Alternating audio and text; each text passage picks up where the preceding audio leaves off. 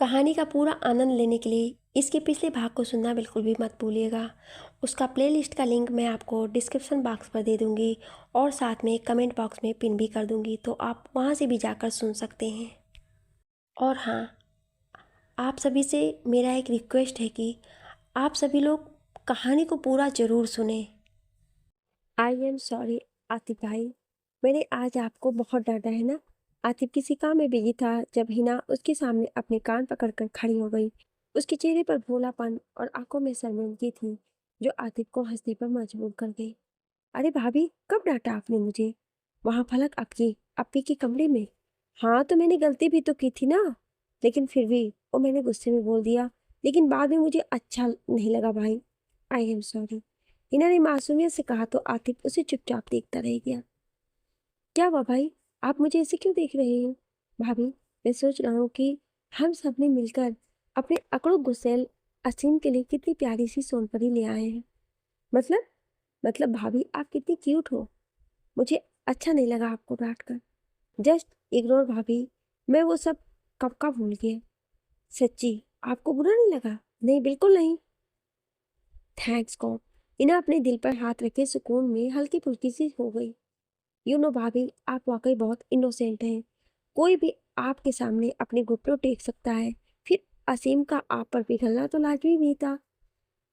आतिफ ने हंसकर बातों का रुख मोड़ा। आप सब उन्हें इतना गुस्सेल क्यों समझते हैं भाई? क्योंकि वो ऐसा है ही है, सब जानते हैं। लेकिन मुझे तो ऐसा नहीं लगता है। अब हिना सुकून से आतिफ के बराबर में पड़ी चेयर पर बैठ गई। हाँ, आपको ऐसा इसलिए नहीं लगता है भाभी क्योंकि वो आपके सामने घुटने टेकता है। बस आपके ही सामने तो असीम झुका है, वरना तो मैंने देखा है उसे।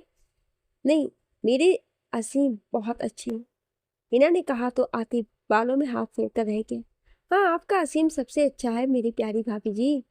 हाँ, बस थोड़ा लड़ाकू है, लेकिन तब जब मैं उन्हें सताती हूँ या अम्मी से झूठ बोलकर उन्हें डांट पड़वा देती हूँ। थैंक्स भाई, आप लोगों की वजह से ही तो मैं उनको पा सकी हूँ। हिना की आंखें झिलमिलाते हुए चमक रही थी। अरे, हमारा कैसा एहसान? हिम्मत तो आपने दिखाई है। अगर कोई और लड़की होती तो असीम उसे खो चुका होता, लेकिन आपने असीम को अपना बनाया। अच्छा, अब आप मुझे इमोशनल मत कीजिए, जल्दी जल्दी बताइए आगे का प्लान क्या है। हिना अब जैसे आतिफ की बातों से शर्मा गई थी, तो उसने टॉपिक चेंज करते हुए कहा और आतिफ हल्का सा मुस्कुरा दिया। असीम के नाम पर आपके चेहरे पर जो ये हया आती है ना, ये आपको और भी ज्यादा क्यूट करती है। एनीवे, कल का प्लान सारा आप पर डिपेंड है। उसके बाद परसों से सब खत्म हो जाएगा। 2 दिन की और लड़ाई है भाभी, बस आप ऐसे ही मेरा साथ देंगी तो हम अपनी लड़ाई जीत जाएंगे। आतिफ भाई, मैं हमेशा आपके साथ हूँ। थैंक्स भाभी, और मैं भी साथ आऊंगा। हिना अभी कुछ आतिफ से कही रही थी, जब जाने कहाँ से और कैसे असीम उनके बीच जैसे सडनली कूदा, जिसने अचानक ही हिना को दोनों कंधों से पकड़ा और उसी पर अपना पूरा भार डाले बोला। वहीं असीम को अपने सामने देखकर हिना चौंक गई। असीम, आप? क्यों, मैं नहीं आ सकता क्या? असीम ने हिना के खुले बाल उलझाते हुए शरारत से कहा। पर आप तो कल आने वाले थे। हिना को जैसे यकीन ही नहीं हो पा रहा था। अरे, तुम्हारी जुदाई ने मुझे एक दिन भी चैन नहीं लेने दिया है यार। मैं 2-3 दिन तुम्हारे बगैर कैसे रहता, इसलिए बिना सांस लिए भाग कर आ गया। असीम ने हिना की ठुड्डी को अपनी उंगली और अंगूठे में पकड़े हुए शरारत से मुस्कुराकर कहा तो हिना को भी हंसी आ गई, जबकि आतिफ अब सर झुकाए हंसता हुआ दूसरी तरफ चेहरा फेरे देख रहा था। ओए, क्या हुआ आतिफ? आप क्यों इतना शर्मा रहे हो भाई? असीम अब आतिफ के गले लगते हुए हंस कर बोला, तो वो भी उसे खुशदिली से मिला। कुछ नहीं असीम, कैसे हो? एकदम गुड, और आप? मैं भी। शादी मुबारक हो आतिफ। शुक्रिया यार। वैसे आतिफ, ये शादी से पहले जो आपके चेहरे पे रौनक आई है ना, हाय कितना जच रहे हैं आप। अच्छा, तू भी तो शादीशुदा है, तेरे चेहरे पर तो रौनक नहीं है, बल्कि कितनी खराब लग रही है तेरी ये गंदी शक्ल। असीम की शरारत पर आतिफ ने भी उससे मजाक किया तो हिना को हंसी आ गई। अपने शौहर की इंसल्ट पर हंसते नहीं मेरी बेबी बारबी डाल, बहुत गंदी बात है ये। असीम ने मधुर आवाज में हिना के कान में झुक कर कहा, और हिना उसकी सांसों से अपनी सांसों को संभाल नहीं पा रही थी। एक तो मेरी बीवी से इतना डेंजर काम करवा रहे हैं आप, और मुझे बेइज्जत भी कर रहे हैं। तेरी इज्जत है कहाँ? अगर मेरी बीवी को कुछ हो गया तो मैं क्या करूँगा बोलिए? चल, बड़ा आया बीवी का चहेता। और क्या, इसे कुछ हुआ तो नुकसान मेरा होगा ना। इन्हें कुछ होगा कैसे? मैं कौन सा इन्हें जंग लड़ने भेज रहा हूँ? आप अपना घर बसाने के चक्कर में मेरा घर उजाड़ मत देना। मेरी इकलौती दुल्हन है ये बात भूलना मत। असीम, चुप कीजिए अब। आतिफ और असीम भिड़ चुके थे। जब इस बार हिना ने असीम को देखते हुए अपने मुंह पर उंगली रखकर उसे आंखें दिखाई। हाँ तो सही तो कह रहा हूँ ना। असीम हिना की आंखों के इशारे पर आहिस्ता से मुंह टेढ़ा करके बोला, हिना तुम मुझे ही कहो, इनको कुछ मत कहना, ठीक है? देखा भाभी, इस जल्लाद को मेरे लिए बददुआ कर रहा है। असीम की बात पर हिना ने दोबारा उसे डांटती नजरों से देखा। जब आतिफ इस मासूम सा चेहरा बनाकर बोला, भाभी ये नहीं चाहता कि मेरी शादी हो। भाई इनके चाहने और ना चाहने से क्या होता है?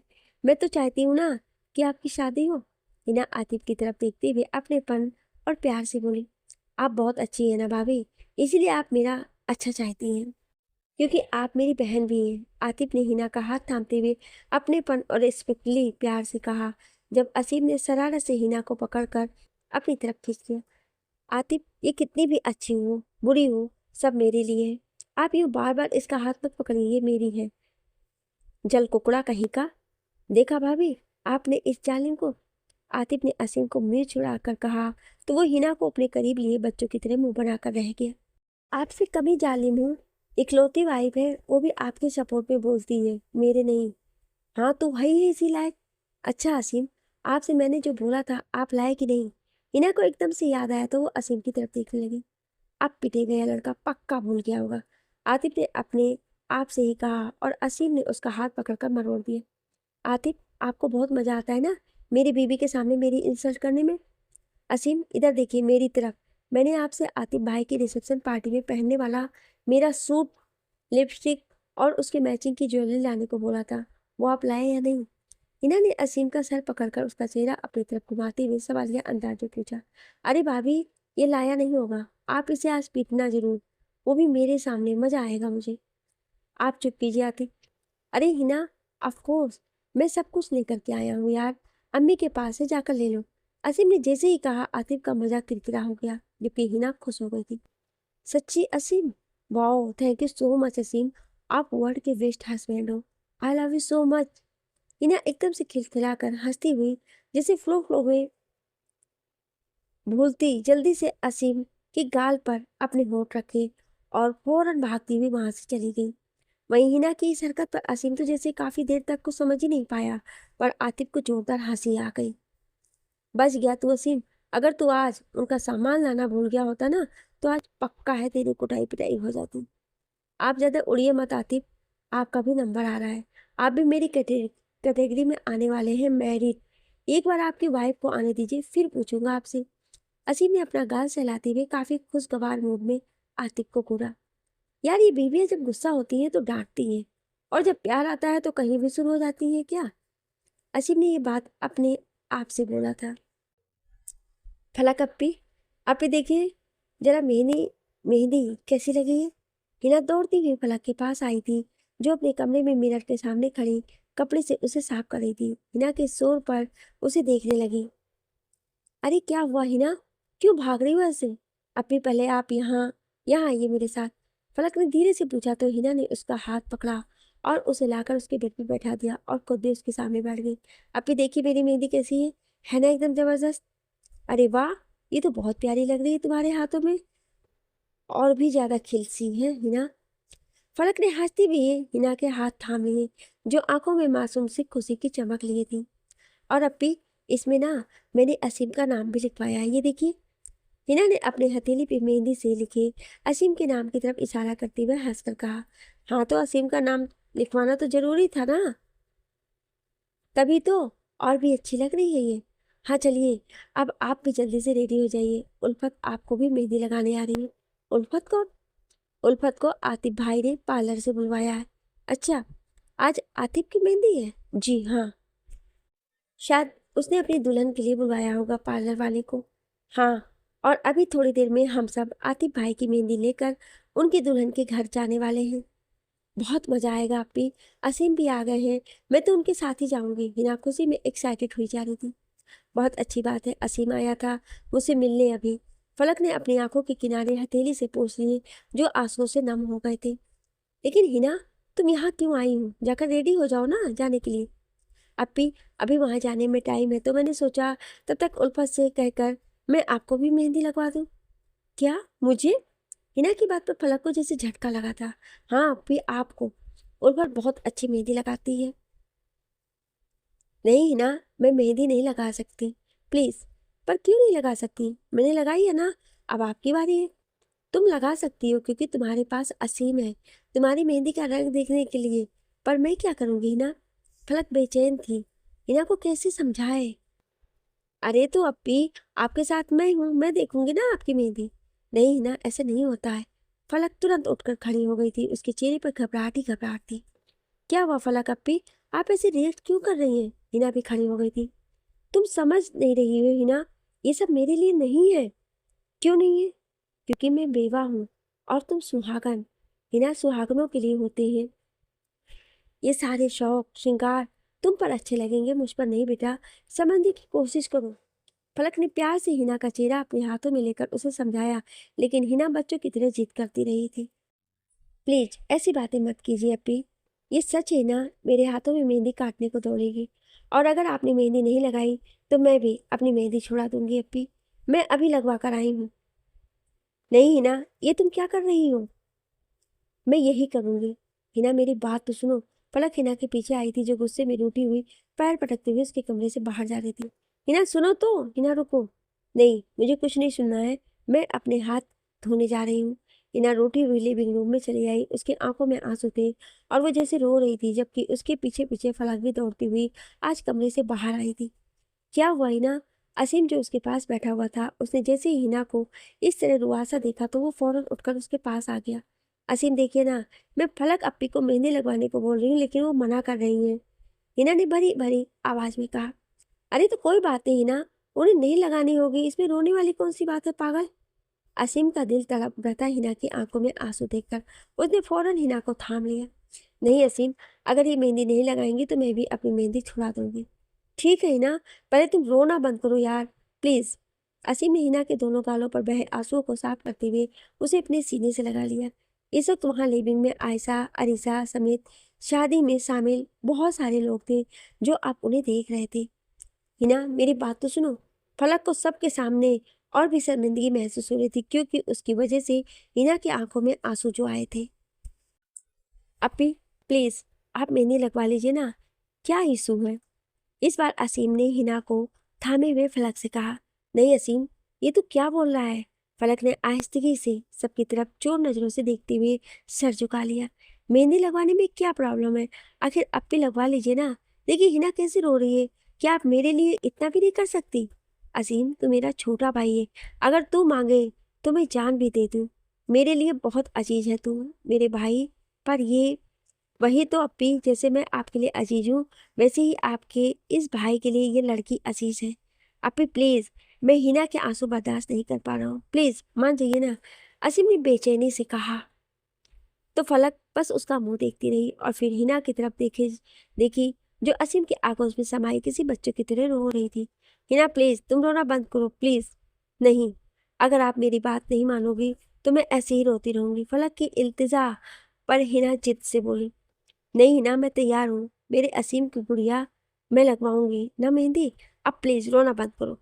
फलक ने जल्दी से हिना को असीम के पास खींचकर अपने सीने से लगा लिया और उसे लिए हुए अपने कमरे की तरफ बढ़ने लगी। फलक के साथ चलते हुए हिना ने उल्फत का हाथ पकड़ा और अब एक फतेह की एक गहरी मुस्कान चेहरे पर लिए उसने आतिफ की तरफ, जो खुद भी उसे ही एक आंख छोटी करके देख रहा था। असीम भी एक बार हिना और एक बार आतिफ को देखकर अपना सर पीट कर रह गया, जैसे उसे अब जाकर कुछ समझ आया था। बहुत ड्रामा करती हो, बहुत ड्रामा करती हो हिना डॉल, तुमने मुझे डरा दिया था, पागल कहीं की ड्रामेबाज। असीम धीरे धीरे मधुर आवाज में बोलता हुआ हिना को बेड पर किए खुद उसके बराबर से लेटा, उसके गालों पर, होठों पर और गर्दन पर आहिस्ता आहिस्ता चूम रहा था। ओफो असीम, छोड़िए, क्या कर रहे हैं आप? हिना ने असीम का कॉलर से पकड़कर हटाना चाहा, पर उसने उसके हाथ पकड़ लिया और उसके ऊपर आ गया। कल तुम्हारे बगैर कैसी रात काटी है जाने मन, मैं ही जानता हूँ। और आज भी अगर तुम्हें छोड़ दिया तो मेरा यहाँ आने का मकसद क्या है? असीम की आंखों में मोहब्बत का बेशुमार मदहोश नशा था। मतलब आप आतिफ भाई की शादी अटेंड करने नहीं आए हैं? मैं यहाँ हूँ इसलिए आए हैं? हिना ने उसके बालों में अपने हाथ फंसा लिए। हाँ, कुछ ऐसा ही समझो यार। असीम, देखिए मेरी मेहंदी अच्छी लग रही है ना?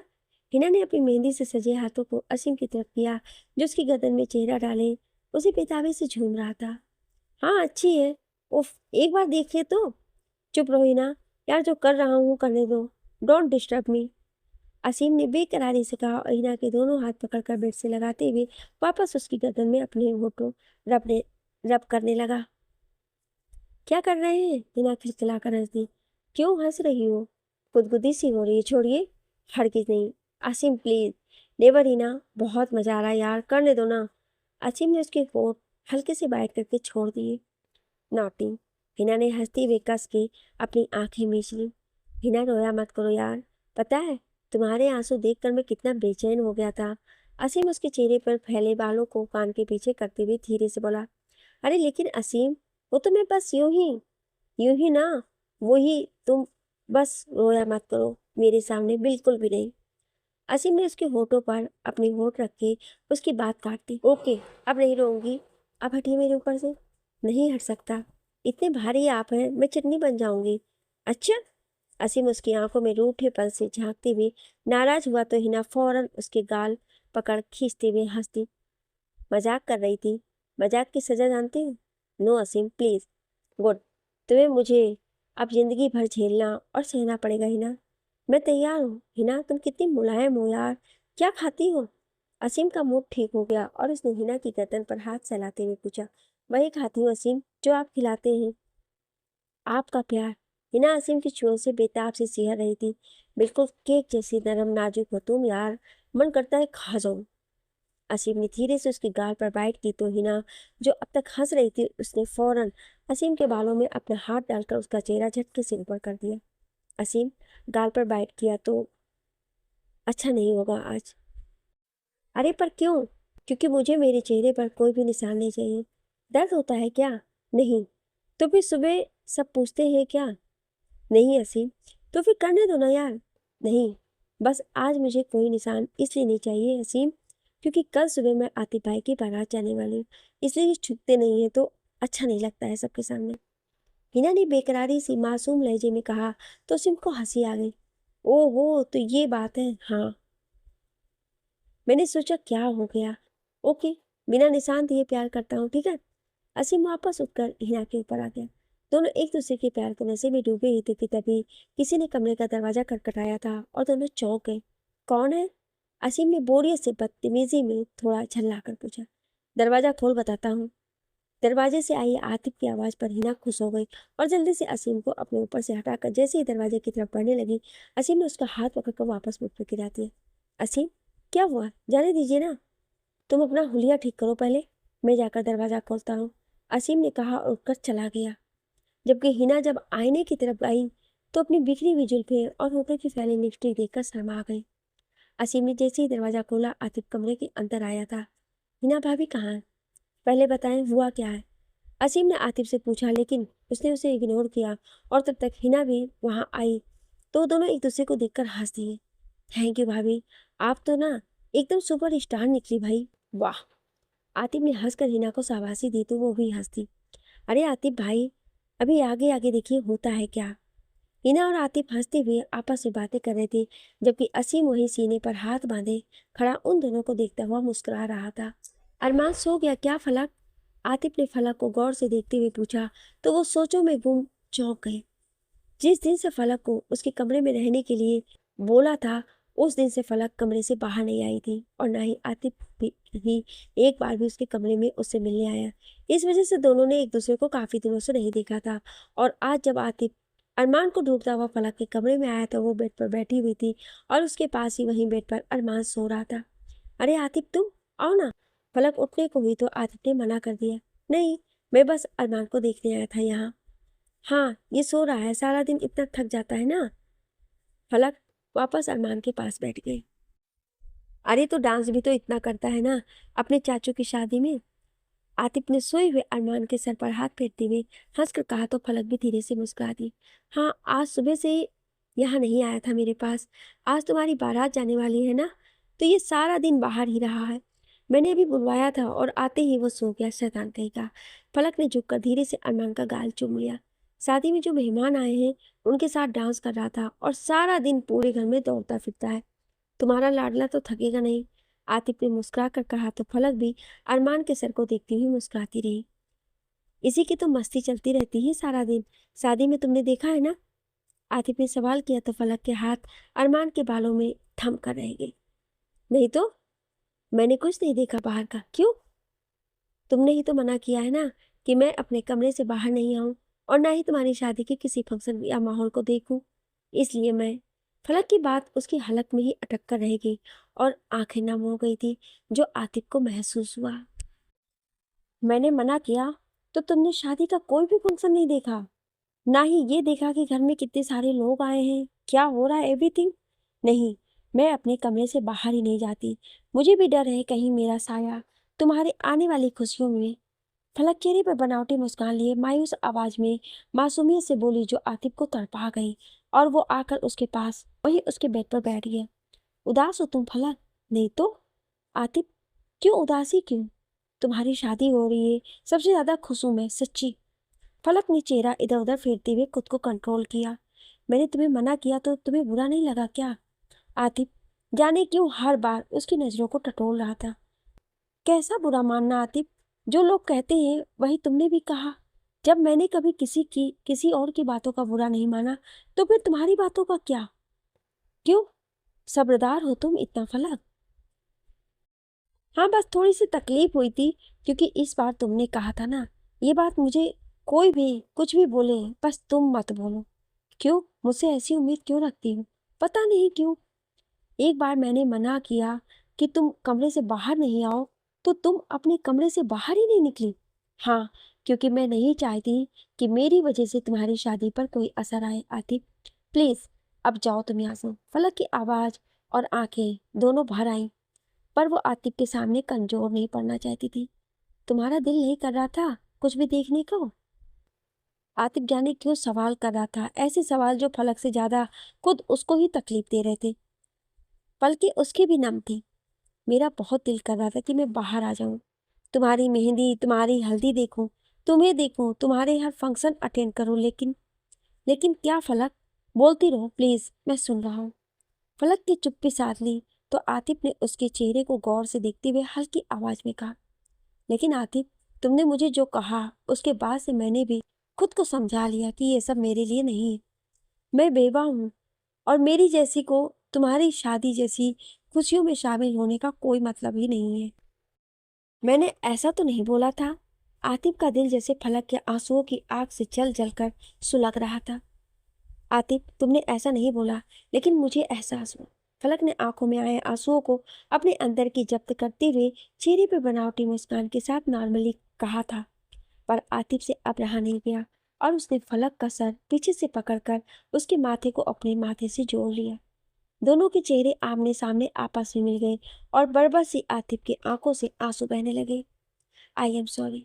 सॉरी फलक, I am really very sorry. मुझे पता है इस वक्त तुम पर क्या बीत रही। नहीं आतिफ, मैं ठीक हूँ, प्लीज तुम ऐसे क्यों कर रहे हो? फलक ने आतिफ से खुद को छुड़ाना चाहा, लेकिन आतिफ उसके सर को मजबूत पकड़े हुए था। मुझे पता है फलक, तुम भले ही खुश नजर आ रही हो, लेकिन तुम्हारा दिल तड़प रहा है। मैं तुम्हें इतना तो समझता ही हूँ। जब कॉलेज के बाद तुम और तुम्हारी अम्मी मेरे घर आए थे मेरा रिश्ता लेकर, तो मैं बहुत खुश हुई थी। मुझे लगा मैंने तुम्हें पा लिया है आतिफ, लेकिन ऐसा कुछ नहीं था। फलक ने अपनी आंखें बंद कर ली और आतिफ की सांसें उसके चेहरे पर उसी तरह पड़ती रही।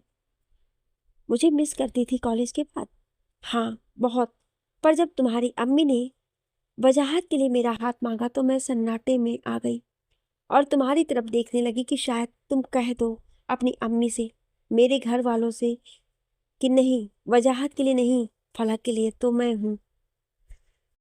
फलक के मुंह से जाने कैसे एकदम से उसके दिल की बात आई और वो दुनिया जहां सब कुछ भुलाए धीरे धीरे बोलती गई, तो आतिफ चुपचाप उसे सुनता रहा। आतिफ, मैं तुम्हें बड़ी उम्मीद और यकीन से देख रही थी। कि तुम बोलो, लेकिन तुम कुछ नहीं बोले आतिफ। किसी को मना नहीं किया और मैंने चुपचाप तुम्हें भूलने का खुद से प्रॉमिस करके वजाहत को अपना लिए। तो तुम कह देती कि तुम्हें आतिफ चाहिए, कोई वजाहत या उसके जैसा कोई और नहीं है। आतिफ की भी आंखें बंद थी और फलक के आंसू आतिफ के चेहरे पर बरबस गिरते जा रहे थे। ऐसा क्यों होता है आतिफ? किसी को उसका सच्चा और पहला प्यार क्यों नहीं मिलता है? मुझे तुमसे मोहब्बत थी और तुम मुझे नहीं मिले। आज फलक ने जैसे अपने दिल का सारा हाल सुना डाला आतिफ को। बस अब और नहीं। मैंने जो भी किया, जो भी बोला, उसके लिए तुम मुझे कभी माफ मत करना फलक। लेकिन लेकिन क्या? फलक ने झट से आंखें खोलकर आतिफ के आंखों में आंखें डालते हुए पूछा। तो आतिफ कमरे के दरवाजे की तरफ देखने लगा। अम्मी, आयशा आंटी, आप लोग अंदर आ जाइए प्लीज। आतिफ ने जैसी आवाज दी, आयशा, आरिशा, हिना तीनों एक साथ कमरे के अंदर आई थी, जिन्हें देखकर फलक हैरान रह गई। वहीं आतिफ भी फलक को छोड़कर 2 कदम पीछे हट गया। अम्मी, आप लोग यहाँ? फलक उन दोनों को देख रही थी जब आयशा ने उसका हाथ पकड़कर उसके बेड पर बैठा दिया और आरिशा ने अपने हाथ में पकड़ा भारी सा लाल दुपट्टा उसके सर पर डालकर उसकी आंखों तक घूंघट कर दिया। फलक को कुछ समझ नहीं आ रहा था। वो एक नज़र आयशा और आरिशा को देखते हुए आतिफ की तरफ देखने लगी। ये सब क्या है? क्या है अम्मी? ये दुपट्टा, ये तो उस लहंगे का है ना जो आतिफ ने अपनी दुल्हन के लिए शादी का जोड़ा खरीदा है। ये दुपट्टा आप मुझे क्यों पहना रही हैं अम्मी?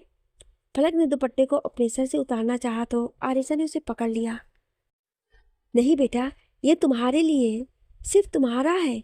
निकाह का लाल जोड़ा जो निकाह से पहले सर पर डाला जाता है। अम्मी, ये सब आप क्या कह रही हैं? मैं ये दुपट्टा कैसे? फलक अपनी बात पूरी करती है इससे पहले असीम और उसके साथ कई सारे लोग कमरे में दाखिल हुए थे, जिसमें एक मौलवी की तरह थे जिनके हाथ में कुछ कागजात की तरह थे। अम्मी, ये सब क्या है? कोई मुझे बताएगा कुछ? फलक ने इस बार आरिशा को छोड़कर अपनी माँ आयशा से बेचैनी से पूछा, पर कोई कुछ नहीं बोला। वो मौलवी से बुजुर्ग कुछ पढ़ने लगे थे। फिर जैसे ही निकाहनामा पढ़ते हुए उन्होंने आतिफ के लिए फलक से निकाह की मंजूरी मांगी, जो फलक को हैरान परेशान कर गई। वो घबराई हुई सी एक नज़र सामने खड़ी आयशा और बाकी सबको देखा, फिर आतिफ पर जाकर उसकी आंखें जम सी गईं, जो सीने पर हाथ बांधे खड़ी बड़ी इत्मीनान से खड़ा मौलवी और बाकी लोगों को देख रहा था, जो फलक से उसकी रजा मांग रहे थे। बोलो फलक अहमद खान, क्या तुम आतिफ अली अहमद के साथ तुम्हारा निकाह कबूल करती हो? मौलवी ने एक बार फिर से पूछा तो आयशा और आरिशा जल्दी से फलक के पास बैठ गई। बोलो बेटा, हाँ कह दो फलक, कबूल है बोलो। अम्मी, फलक का पूरा बदन कांप रहा था और वो आतिफ को देखती रही। ये तुम्हारे लिए है, आतिफ ने तुम्हें अपने लिए चुना है।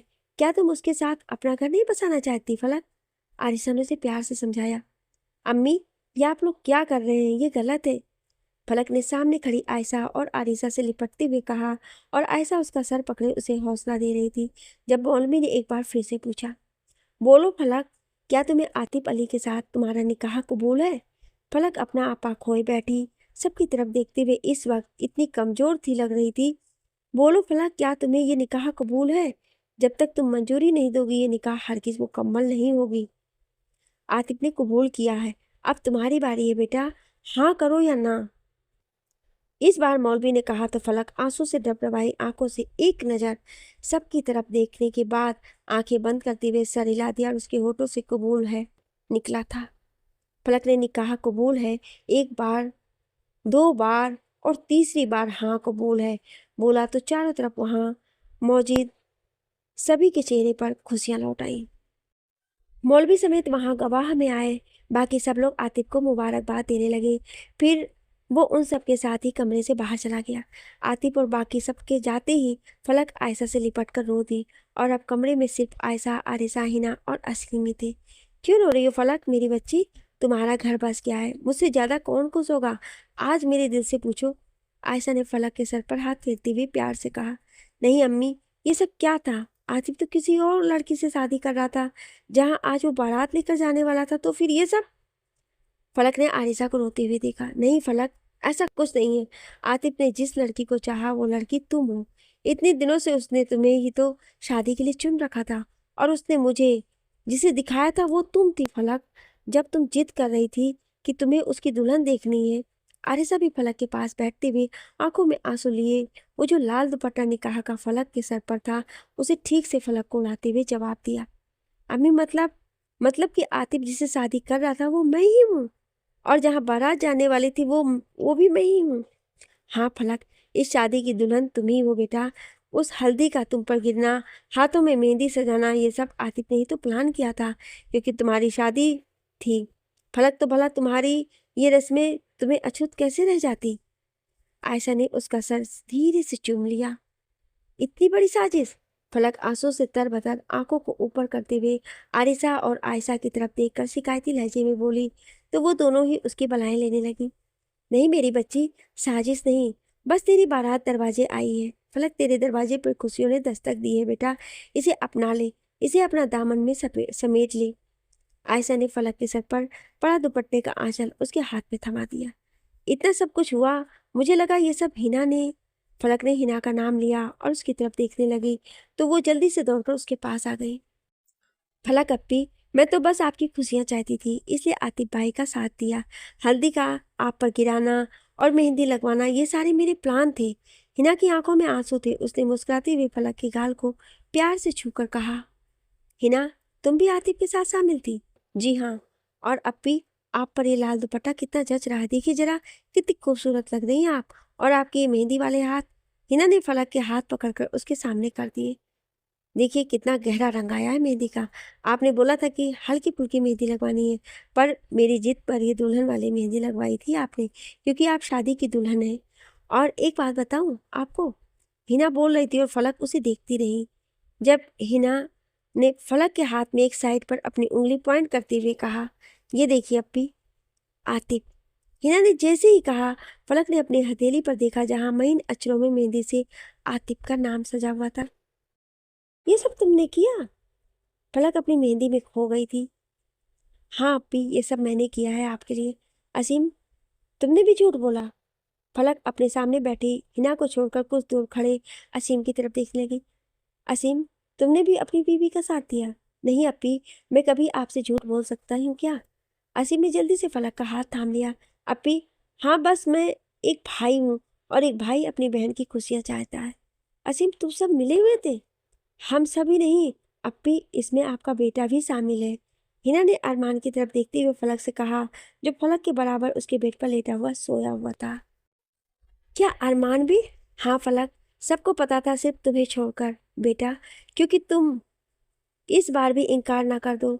बस यही डर था आतिफ को। आरिसा ने कहा, बस फलक, अब तुम्हें अपने बेटे के साथ अपने शौहर, अपने नए परिवार का भी उतना ही ख्याल रखना है। मुझे आतिफ पर यकीन है, वो कभी तुम्हें अकेला नहीं होने देगा। आयशा भी फलक के पास बैठी उसे बाजुओं से पकड़े थामे हुई थी। अब क्या हो रहा है यहाँ पर? फलक सबसे शिकायत कर रही थी और रोते हुए बोल रही थी। जब आतिफ एक बार फिर से कमरे में दाखिल हुआ, इस बार वो अकेला था। आतिफ, ये रो रोकर खुद को हलकान कर रही है। हम तो समझाते समझाते थक गए बेटा, अब तू ही इसे संभाल। आरिसा ने आतिफ के कंधे पर हाथ रखते हुए कहा और कमरे से बाहर चली गई। आरिसा के जाते ही आयशा भी आतिफ को दुआएं देती हुई उसके सर पर हाथ फेरकर बाहर निकल गई, जबकि असीम फौरन आतिफ के गले लग गया। आतिफ, कभी मेरी बहन की आंखों में आंसू आए ना, तो फिर अच्छा नहीं होगा आपके लिए। असीम ने हंसते हुए शरारत से आतिफ को वार्न किया, तो आतिफ खुलकर हंस दिया। कमीने, तेरी बहन को आंसू देने के लिए थोड़ी ना अपना नाम दिया है। चलो हिना। असीम ने हिना का हाथ पकड़ा और उसे अपने साथ लिए हुए वहां से आगे बढ़ने लगा, जब हिना दौड़कर आतिफ के पास आ गई। भाई भूलिएगा नहीं, आपने प्रॉमिस किया था कि आप मुझे नेक देंगे। मैं बाद में आऊंगी, ठीक है? हिना ने मासूमियत से कहा, तो आतिफ खुद के सर पर हाथ फेरकर प्यार से बोला, भाभी, और मैं लिटिल प्रिंसेस सिस्टर, आपके बगैर तो मैं कुछ भी नहीं कर सकता था। आपका हुक्म सर आंखों पर। अब चलो यहाँ से पगली लड़की। असीम हिना को तकरीबन खींचते हुए वहां से ले गया, और अब फलक अकेली बेड पर बैठी आंसू बहा रही थी, जब आतिफ उसके पास उसके सामने आकर बैठ गया। क्या हुआ, क्यों रो रही हो? तुमने मुझसे झूठ बोला, मेरे साथ धोखा किया है आतिफ। फलक सर झुकाए रोते हुए बिना आतिफ की तरफ देखे शिकायती अंदाज में बोली, तो आतिफ जो उसके सामने बेड पर पैर मरोड़े बैठा था वो हल्का सा मुस्कुरा दिया। कैसा धोखा फलक? मैंने क्या किया ये तो बताओ। तुमने मुझसे झूठ कहा कि तुम किसी और से शादी कर रहे हो। हाँ, तो तुमने भी तो झूठ कहा कि तुम्हें मेरी शादी से कोई फर्क नहीं पड़ता, जबकि जब से मैंने घर में बोला है कि मैंने आपकी लड़की देखी है और मैं शादी कर रहा हूँ, तब से तुम उदास रहने लगी हो। ऐसा कुछ नहीं है। फलक ने सर उठाकर उसे देखा, फिर नजर झुका गई। ऐसा ही है फलक, अब छुपाओ मत। तुमने ऐसा क्यों किया आतिफ? मेरा साया अगर तुम्हें बर्बाद कर देगा तो मैं खुद को कभी माफ नहीं कर पाऊंगी। और अब तुम मेरी बीवी हो तो मैं बर्बाद होने को भी तैयार हूँ फलक। नहीं आतिफ, तुमने सही नहीं किया। प्लीज अभी भी वक्त है, तुम प्लीज। क्या? अब क्या वक्त है मेरे पास पीछे हटने को फलक? एक नहीं 3 बार तुमने मेरे साथ निकाह कबूल किया है यार। आतिफ के चेहरे पर अभी तो मुस्कान थी, जबकि फलक मायूसी से सिसक रही थी।